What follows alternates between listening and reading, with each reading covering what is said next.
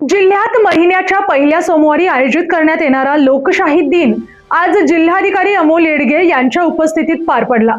यावेळी जिल्हाधिकाऱ्यांनी प्राप्त झालेल्या सर्व अर्जांचे विहित मुदतीत निरसन करण्याचे स्पष्ट निर्देश प्रशासकीय यंत्रणेला दिले आहेत। तर पाहुयात आजची सविस्तर बातमी। आजच्या लोकशाही दिनामध्ये एकूण 122 अर्ज प्राप्त झाले। यामध्ये महसूल विभागाशी संबंधित 38 अर्जांचे समावेश आहेत।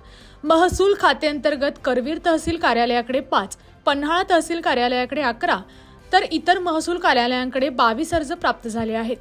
इतर शासकीय विभागांकडे एकूण 84 अर्ज प्राप्त झाले असून त्यामध्ये पोलीस अधीक्षक कार्यालयाशी संबंधित सर्वाधिक 19 अर्जांची नोंद झाली आहे। तसेच जिल्हा परिषदेकडे 18, भूमी अभिलेख विभागाकडे 10, इचलकरंजी महानगरपालिकेकडे 8, MSCBकडे 8 आणि कोल्हापूर महानगरपालिकेकडे 7 अर्ज प्राप्त झाले आहेत। उर्वरित इतर विभागांकडे 14 अर्ज दाखल झाले आहेत। नागरिकांच्या तक्रारीची दखल घेऊन त्यांना वेळेवर न्याय देण्याच्या सूचना जिल्हाधिकारी अमोल येडगे यांनी सर्व विभाग प्रमुखांना दिल्या आहेत।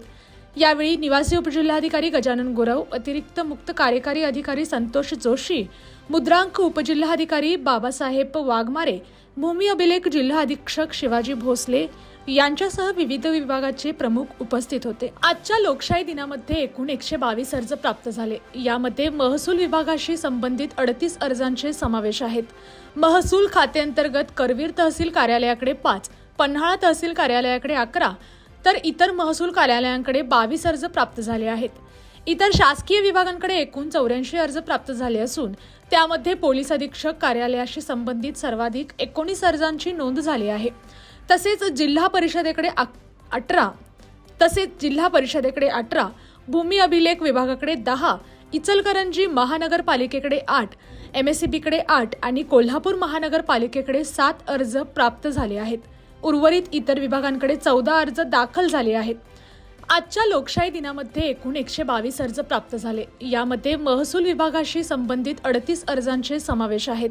महसूल खात्यांतर्गत करवीर तहसील कार्यालयाकडे 5, पन्हाळा तहसील कार्यालयाकडे 11 तर यानी अशाच बातम्यांसाठी पाहत रहा SP9 Marathi, your time your news. धन्यवाद।